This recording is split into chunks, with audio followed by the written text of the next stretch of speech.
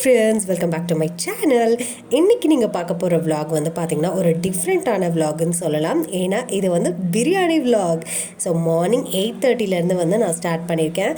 So காலையில் எந்திரிச்சோடனே சேனாக்கு வந்து tea கொடுத்துட்டு அதுக்கப்புறம் வந்து ஹோம்ஒர்க் பண்ண வச்சேன் அஸ் யூஷுவல். ஏன்னா வந்து இந்த மாதிரி நம்ம ப்ராக்டிஸ் வந்து பண்ணி கொண்டு வந்தோம் அப்படின்னா ஹேண்ட் ரைட்டிங் வந்து சூப்பராக இருக்கும். அண்ட் இதை பற்றின வீடியோஸ் கூட நம்மளோட சேனலில் அவைலபிளாக இருக்குது. உங்களுக்கு இந்த மாதிரி வீடியோஸ் எல்லாம் வேணும் அப்படின்னா நான் ஐ பட்டனில் கொடுக்குறேன் அண்ட் டிஸ்கிரிப்ஷன்லேயும் வந்து கொடுக்குறேன். உங்களோட குழந்தைங்களுக்கும் இந்த மாதிரி ட்ரைனிங் கொடுக்கணும்னு நீங்கள் நினச்சிங்கன்னா அந்த வீடியோ வந்து செக் அவுட் பண்ணிக்கோங்க. சேனாக்கு ப்ராக்டிஸ்லாம் கொடுத்து முடித்ததுக்கப்புறம் பிரேக்ஃபாஸ்ட்டு சாப்பிட்டுட்டு நானும் சேனாவும் வந்து ஃப்ரெஷ்அப் ஆகிட்டு வந்துட்டோம்.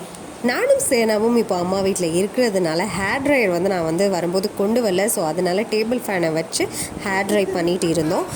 வானம் வேறு வந்து மேகமூட்டமாக இருந்தது. ஸோ அதனால் வெயிலும் அடிக்கலை. ஸோ அதனால் டேபிள் ஃபேனையே வச்சு நம்ம ஹேர் ட்ரை பண்ணிடலாம்னு சொல்லிட்டு பண்ணிகிட்டு இருந்தோம்.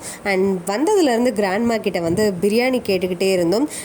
அவங்க சொன்னாங்க, நேற்று தான் வந்து வடை சுட்டோம், ஸோ இன்றைக்கி வந்து பிரியாணி அப்படின்னு கேட்டாங்க. ஆமாம், பிரியாணி வேணும் அப்படின்னு சொல்லியாச்சு. ஸோ அந்த வடை சுட்ட எண்ணெயை வச்சே வந்து பாட்டி வந்து பிரியாணி வந்து ஸ்டார்ட் பண்ணிட்டாங்க. ஸோ எங்கள் கிராண்ட்மா வந்து பார்த்திங்கன்னா பிரியாணி வந்து சூப்பராக பண்ணுவாங்க. ஸோ இந்த ரெசிபி கூட ஆல்ரெடி நான் வந்து இன்னொரு வீடியோவில் வந்து போட்டிருக்கேன். ஸோ இதில் வந்து நான் டீட்டெயிலாக வந்து காட்ட முடியல.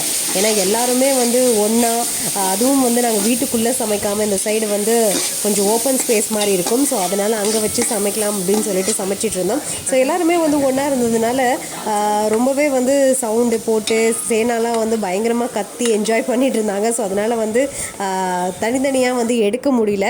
ஸோ இந்த ரெசிபி வந்து உங்களுக்கு வேணும் அப்படின்னா இந்த ரெசிபியுமே வந்து நான் வந்து ஐ பட்டனில் கொடுக்குறேன். நீங்கள் போய் வந்து அதையும் வந்து செக் அவுட் பண்ணிக்கோங்க.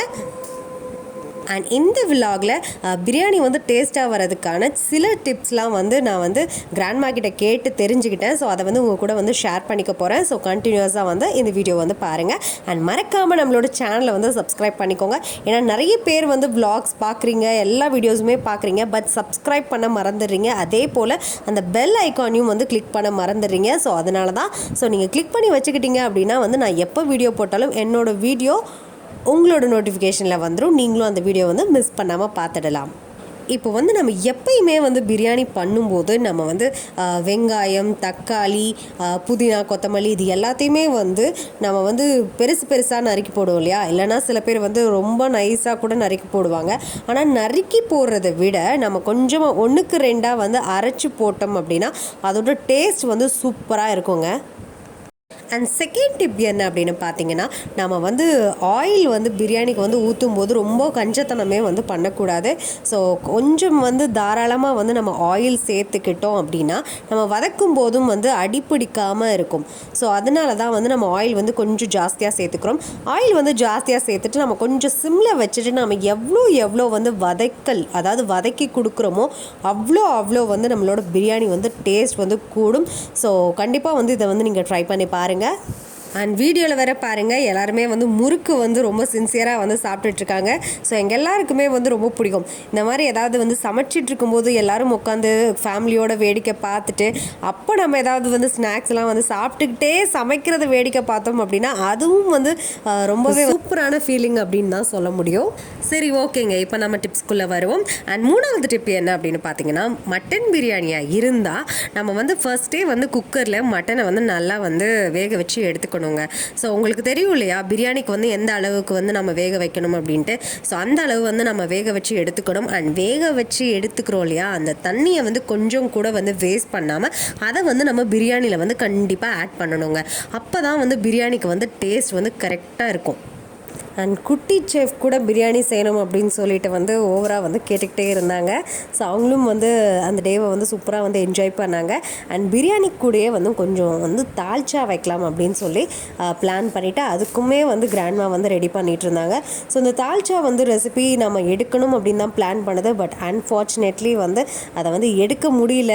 ஸோ எல்லாருமே வந்து பயங்கரமாக வந்து பேசிகிட்டே இருந்தாங்க. அண்ட் கிராண்ட்மா வந்து எப்பயும் வந்து பார்க்குற மாதிரி ஃபஸ்ட் டைம் அவங்களுக்கு வீடியோ எடுக்கிறோம் அப்படின்னு நான் வந்து சொல்லிட்டேன். ஆனாலுமே வந்து அவங்க என்னென்னா டக்குன்னு பண்ணிகிட்டே இருந்தாங்களா. ஸோ நான் வந்து இங்கிட்ட பேசிகிட்டு இருக்கும்போதே அவங்க டக்குன்னு ஏதாவது போட்டுருவாங்க.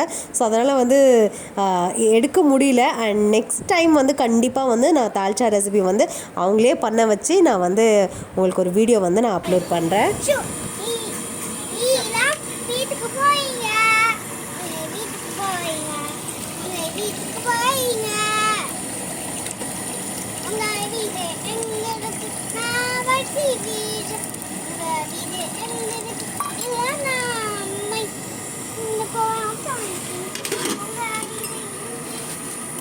ஓகேங்க. இப்போ நெக்ஸ்ட் டிப் என்ன அப்படின்னு பார்த்தீங்கன்னா, நம்ம பிரியாணிக்கு வந்து அரிசி வந்து இப்போ பாஸ்மதி ரைஸில் பண்ணுறீங்க அப்படின்னா அரிசியை வந்து ஃபஸ்ட்டே வந்து வாஷ் பண்ணிவிட்டு ஊற வைக்கணும் 1/2 hour. அதுக்கப்புறம் சீரக சம்பா காளைப்பாத்த அரிசிலாம் இருக்குது. நாங்கள் அன்னைக்கு வந்து பண்ண அரிசி வந்து காளைப்பாத்த அரிசி. சீரக சம்பா மாதிரியே வந்து காளைப்பாத்த அரிசியும் வந்து பிரியாணி அரிசி தான். ஸோ இந்த 2 அரிசியுமே வந்து நம்ம நல்லா வந்து வாஷ் பண்ணிவிட்டு ஊற வைக்கலாம். வச்சுட்டும் வந்து வாஷ் பண்ணலாம், ஒன்றும் ப்ராப்ளம் கிடையாது. ஆனால் நாம் வந்து வாஷ் பண்ணதுக்கப்புறம் அதில் வந்து கொஞ்சம் கூட தண்ணி இல்லாமல் ஃபுல்லாக வடிகட்டிடணுங்க. அப்போ தான் வந்து நம்ம பிரியாணிக்கு போடும்போது அந்த தண்ணி வந்து ரொம்ப ஜாஸ்தி ஆகாமல் சாதம் வந்து கரெக்டாக அந்த உதிரியாக இருக்கும் இல்லையா, ஸோ அந்த கன்சிஸ்டன்சிக்கு வந்து கிடைக்கும். இப்போ வந்து கரெக்டான ஸ்டேஜில் வந்துச்சுங்க. இதுக்கப்புறம் வந்து நம்ம தம் போட போகிறோம். சுடுதண்ணி வச்சு வந்து நாங்கள் தம் போடுறோம். அண்ட் இன்னும் சில டைம் வந்து பார்த்திங்கன்னா அடுப்பு கறியை வச்சு கூட நம்ம தம் போடலாம், அதுவும் வந்து நல்லாவே வந்து இருக்கும். அண்ட் ஃபைனலாக எல்லோரும் எதுக்காக வெயிட் பண்ணிகிட்டு இருந்தோமோ அந்த பிரியாணி வந்து சூப்பராக வந்து ரெடி ஆகிடுச்சு. ஸோ தால்ச்சா கூட வந்து இன்னும் ஒரு 5 minutes வந்து ரெடி ஆகிடும். அண்ட் தயிர் பச்சடியும் ரெடி ஆகிடுச்சு. ஸோ இதுக்கப்புறம் என்ன, சூப்பராக வந்து சாப்பிட்டு தூங்க வேண்டியதான். ஸோ இதோட வந்து இந்த vlog-ஐ வந்து நான் முடிக்க போகிறேன். இந்த வீடியோவை பொறுமையாக பார்த்ததுக்கு ரொம்பவே நன்றி. மேலும் அடுத்த வீடியோவில் வந்து உங்களை வந்து சந்திக்கிறேன். அதுவரை உங்களிடமிருந்து விடைபெறுவது சௌந்தர்யா சுரேஷன். தேங்க்ஸ் ஃபார் வாட்சிங் திஸ் வீடியோ. Bye bye.